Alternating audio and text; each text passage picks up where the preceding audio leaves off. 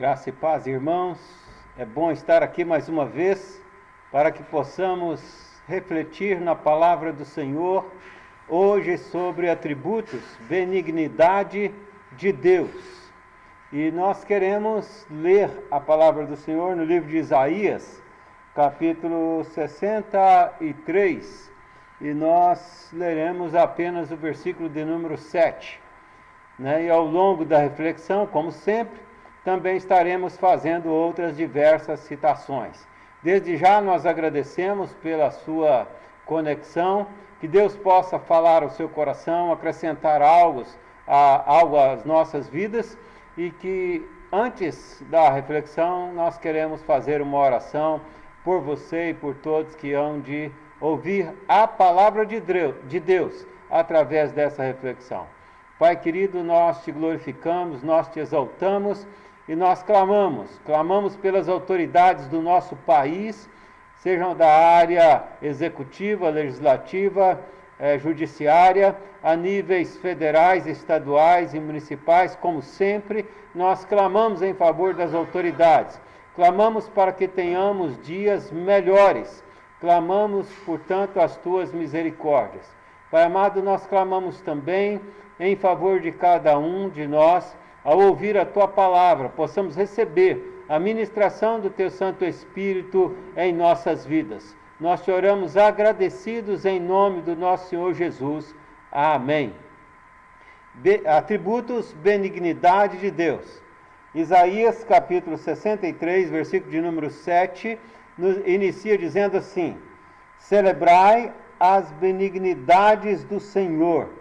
Isto é, festejai, glorificai, ficai felizes, alegres, jubilai, celebrai as benignidades do Senhor e os seus atos gloriosos, segundo tudo que o Senhor nos concedeu, e segundo a grande bondade para com a casa de Israel, bondade que usou para com eles, segundo as suas misericórdias e segundo a multidão das suas benignidades.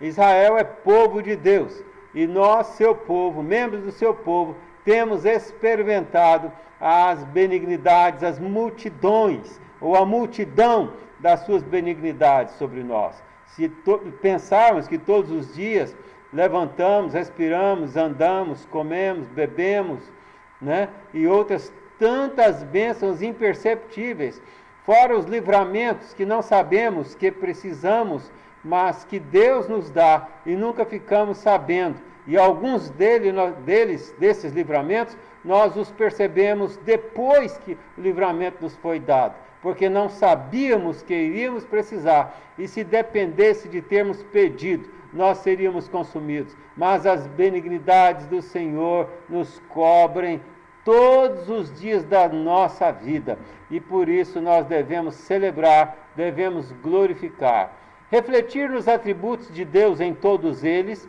como temos dito, é refletir no próprio caráter de Deus, é refletir, portanto, nas qualidades de Deus, é refletir na pessoa de Deus, nas perfeições de Deus. Portanto, é refletir sobre o próprio Deus. E refletir sobre Deus, eu gosto de recordar, e aqui repito, até certo ponto entendemos, compreendemos e verbalizamos. De um ponto para lá é tão profundo, tão rico que compreendemos, mas não conseguimos mais verbalizar, descrever, como alguém que chora de alegria, não é capaz de colocar em palavras o que sente.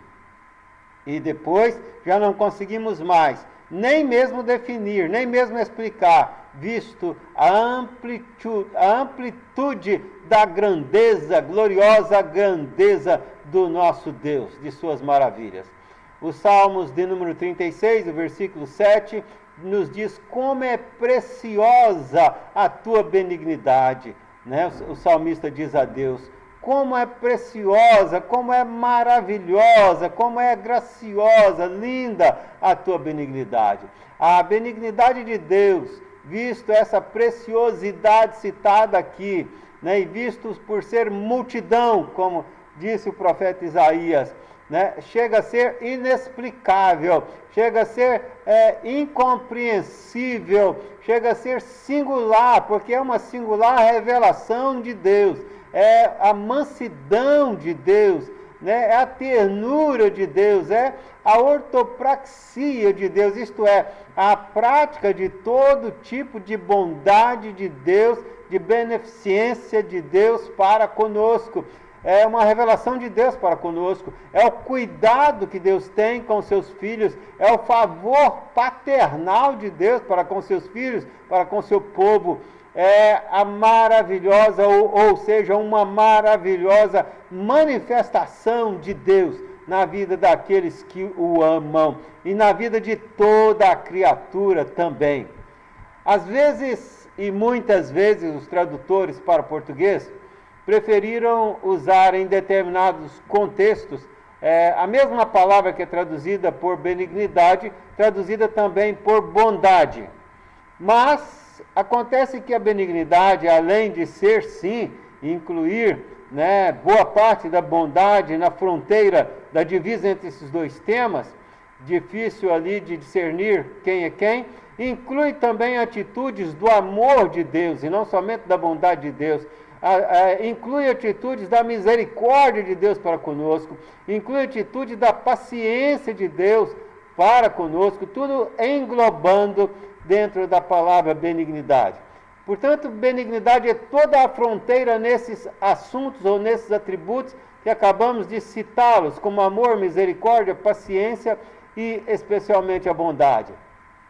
A benignidade de Deus é todo tipo de bondade, incluindo muitas vezes, inclusive, a própria graça de Deus dentro da sua benignidade.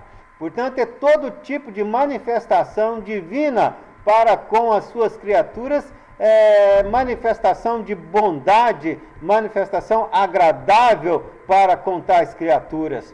E no nosso caso, muitas vezes a sua graça, que é dispensada somente sobre os filhos. Em Efésios capítulo 1, versículo 5, diz que em amor, Deus nos predestinou para filhos através de Jesus Cristo. Esse é um ato supremo da benignidade de Deus para com seus filhos. A Bíblia nos diz também em Oséias capítulo 2, versículo 19, que Deus desposou, ou desposar-te-ei, diz o próprio Deus, para sempre. A ideia aqui de casar-me-ei com vocês para sempre. A figura de linguagem usada de família de Deus, onde a igreja é a noiva, onde Cristo é o noivo, é o cordeiro. Desposar-te-ei comigo em justiça, desposar-te-ei comigo em juízo, em benignidade, observe bem o termo aqui, e em misericórdia. Portanto, Deus nos adota como membros da sua família. Ora, nós, filhos de Deus, somos os mais privilegiados entre todas as criaturas do universo, porque nem mesmo os anjos foram adotados como filhos, mas nós somos. Esse é um grande privilégio. Em Apocalipse 2, Apocalipse 21, verso 3, vai nos dizer lá: eis o tabernáculo, eis a casa, eis a morada de Deus com os homens. Portanto, Deus habitará para sempre com eles e eles com Deus. Olhe o privilégio que nós temos. A eternidade de Deus com os homens é graça em benignidade sobre todos os filhos de Deus. A benignidade do Senhor, ela é eterna para com seus filhos. Ela nunca se finda, ela nunca termina, ela dura para sempre para com os seus filhos, porque a partir dessa vida nós estaremos para sempre com o Senhor na glória. A benignidade do Senhor, portanto, é eterna, e os nossos pecados não anulam a benignidade de Deus para conosco. A benignidade de Deus não nos deixa desesperar, não nos deixa nos endoidar diante de situações catastróficas, desgraçantes, que muitas vezes acontecem conosco de maneira inesperável, como aconteceu com Jó. Jó era o homem mais rico de todo o Oriente, de uma hora para outra passou a ser estar abaixo da linha da pobreza, digamos assim. Jó era um homem saudável e ficou com câncer ou tumores nos ossos e na carne. Leia o capítulo 1 e 2 de Jó e verás isto. Mas Jó continuou firme diante do Senhor. Jó continuou reconhecendo a benignidade do Senhor para com ele. Ainda que desgraças como pandemia sobrevenham sobre nós, desgraças muitas vezes familiares, emocionais, desgraças de área porte financeiro, mas nós estamos confiados num Deus que é benigno para conosco e que a nossa vida está nas suas mãos e que Ele jamais nos desampara. Diante de toda essa benignidade de Deus para comigo, qual deve ser ou qual pode ser a sua, a minha, a nossa resposta para com Deus? E aí eu leio Efésios capítulo 5, versos 1 e 2, que aqui nos diz como devemos nos responder ou nos portar diante dessa maravilhosa benignidade de Deus para conosco. E nos diz assim o texto: sede, pois, imitadores de Deus como filhos amados. Primeira resposta que eu quero aqui salientar é isto: sermos imitadores de Deus. Quer dizer, querer parecer e lutar, se esforçar para parecer cada vez mais com o nosso Senhor Jesus Cristo, parecer cada vez mais com Deus, que é Espírito e que está em nós.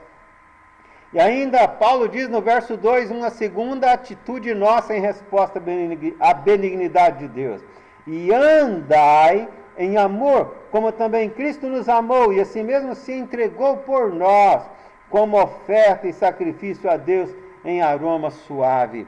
Portanto, nós devemos procurar parecer cada vez mais com Cristo, ir assumindo, recebendo, tomando o caráter de Cristo para a nossa vida, mas também, enquanto isso, ao mesmo tempo, automaticamente vamos andando cada vez mais em verdade, isto é, andando em amor, vivendo em amor, praticando o amor, que não é uma teoria, mas uma realidade.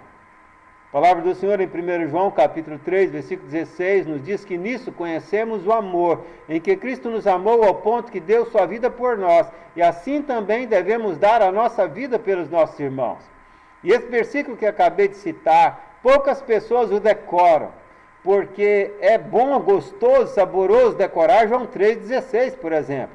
Mas decorar que assim como Cristo deu a vida por nós, devemos dar a nossa vida pelos irmãos, isso temos até medo de ler, não é? É complicado, não é?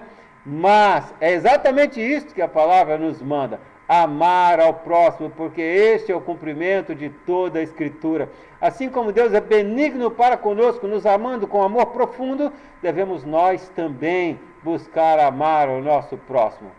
O sacrifício de Cristo removeu a inimizade de Deus conosco. Ele satisfez a sentença de Deus, a ira de Deus contra o pecado. Ele pagou por todos os nossos pecados. É de graça o perdão para você, para mim, mas um alto preço custou a vida do nosso Senhor Jesus Cristo. A nossa resposta deve ser como nos Salmos de número 26, versículo 3. Ali também nos diz que a benignidade do Senhor é andar na verdade. E andar na verdade tem a mesma ideia do que lemos em Efésios, de viver a verdade, viver em amor, isto é, praticar a palavra, exercer a palavra. A verdade é a palavra de Deus. Jesus, orando em João 17, vai dizer: Pai, santifica-os na verdade, a tua palavra é a verdade.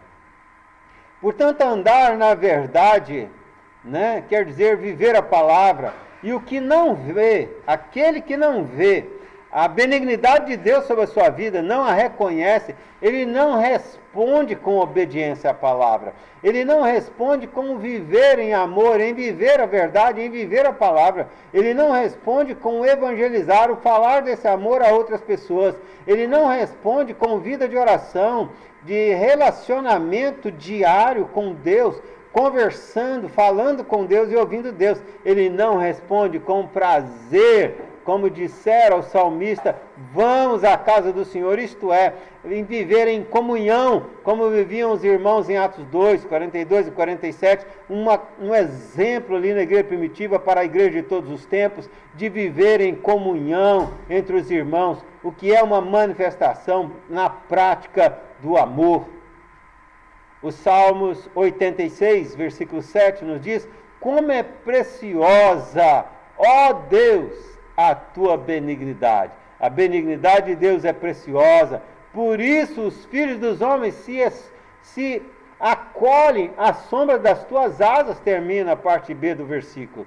Portanto, nós nos escondemos nas asas do Onipotente, nós nos sentimos seguros como pé firmes em uma rocha, nós nos sentimos tranquilos ainda que diante de desafios, porque nós sabemos que servimos a um Deus benigno, um Deus maravilhoso, gracioso, bondoso, misericordioso, paciente para conosco.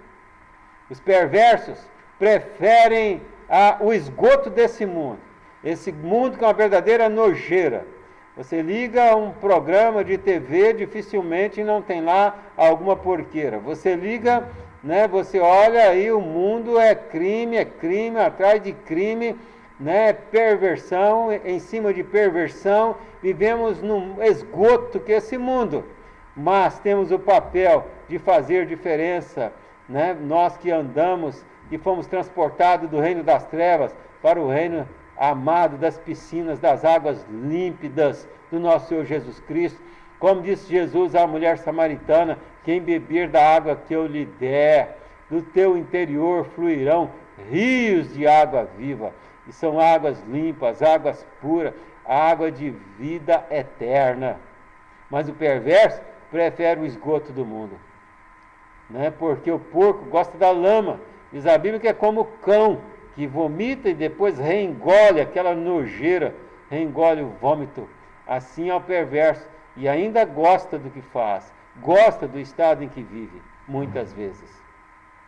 Ver a benignidade do Senhor sobre nós nos motiva para adorá-lo, para glorificá-lo, para louvá-lo, para exaltá-lo. A benignidade do Senhor para conosco é um remédio, é um bálsamo no nosso sofrimento.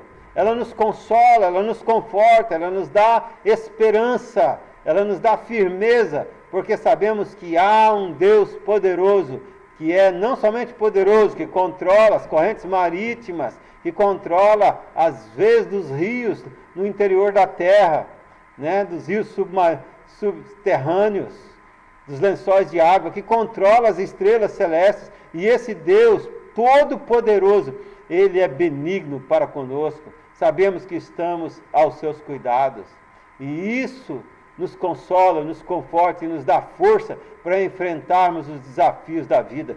Costumo dizer que é bem melhor enfrentar os desafios da vida com Deus que os mesmos desafios sem Deus.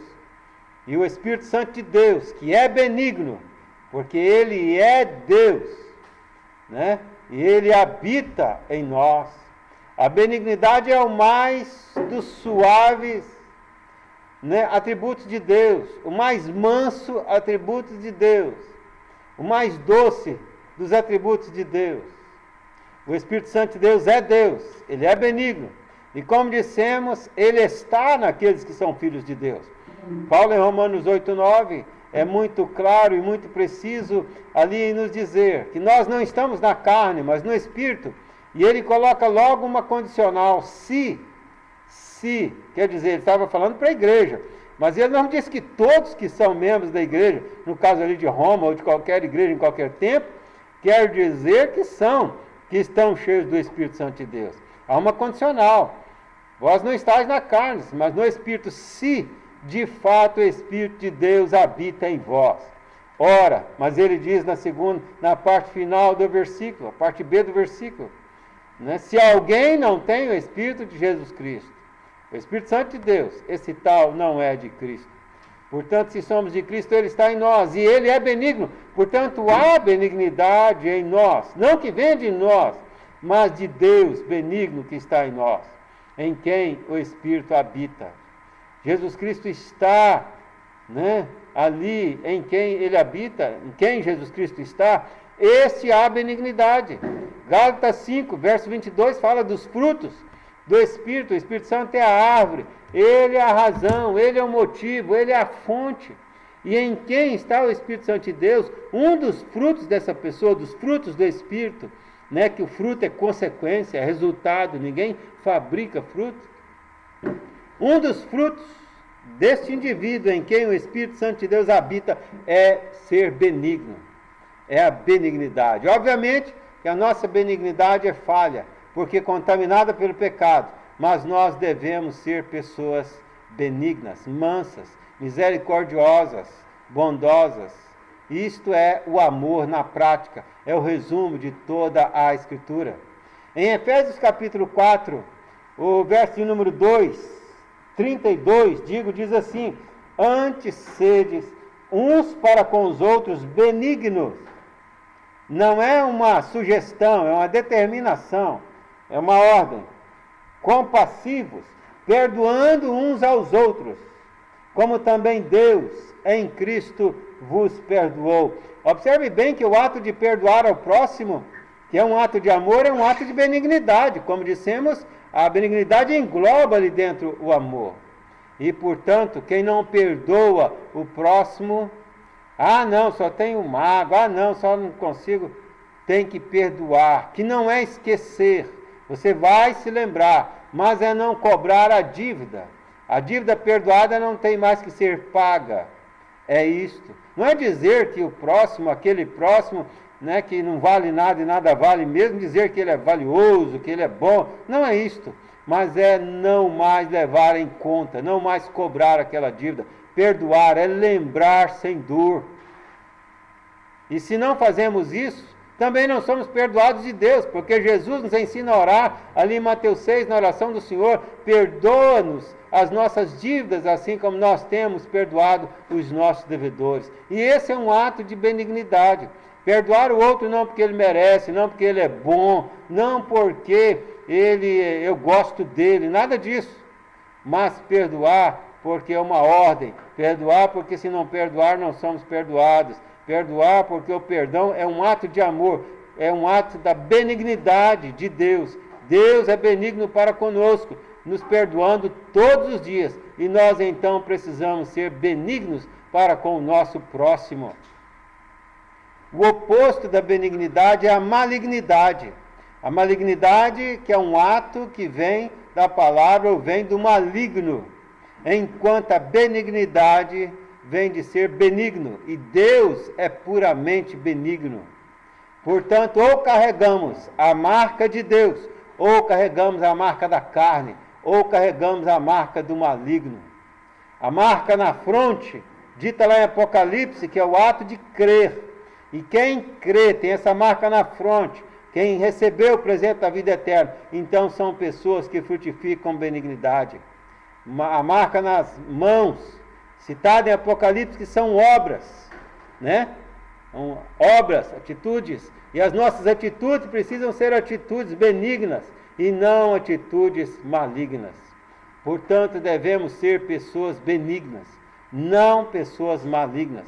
Os malignos, ainda que saibam Bíblia de cor, como alguns escribas e fariseus sabiam, ainda que venham a ser líderes, porque alguém diz: fulano é cheio de Deus, fala fácil, fala bonito, fulano, nossa, aquilo que é homem de Deus, através daquilo que nós vemos, mas Deus vê o coração. Às vezes, homens que influenciam a humanidade inteira, e influenciam usando a Bíblia, são homens malignos, sem vida com Deus, charlatões ou comerciantes do Evangelho. Dons não diz nada, títulos não diz nada. O que diz é vida, é andar em amor, é andar na verdade, como vimos nesse estudo, é viver vida de benignidade. Viva a vida de benignidade e serás feliz. Viva a vida de benignidade e goze de paz. Viva a vida de benignidade e estarás na eternidade com o perfeito benigno que é Deus, para sempre, para sempre, para sempre. Deus abençoe a sua vida. E se esse vídeo abençoou sua vida, não deixe de abençoar a vida de outros, encaminhando essa palavra. Oremos. Pai, obrigado. Obrigado por falar contigo, obrigado por ouvir tua voz. Obrigado por mais essa reflexão na tua palavra, por ouvir a tua palavra.